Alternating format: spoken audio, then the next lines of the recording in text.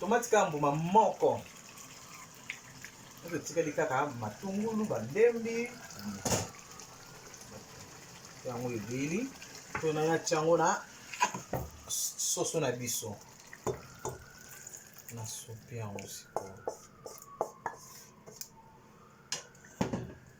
Soupe yango bangisa mpungu ya propre. Voilà. Sikoyo. Na balola yango.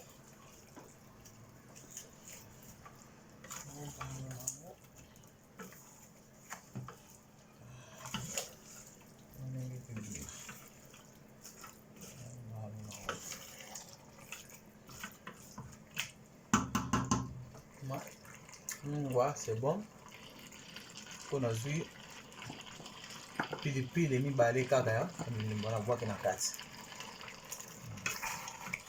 On fait la chango mai.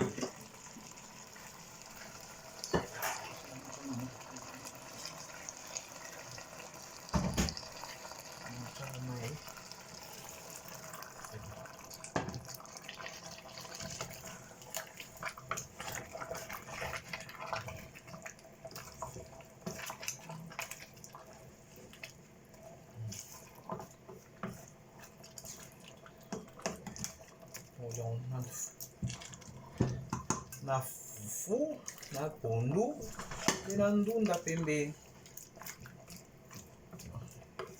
Vous maintenant vous tocatez pour matungu peut déjà bien.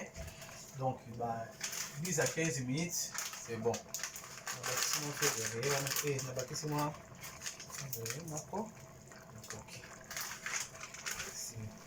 En tout cas ayi nde pena yoka na mwa muke na kati wana.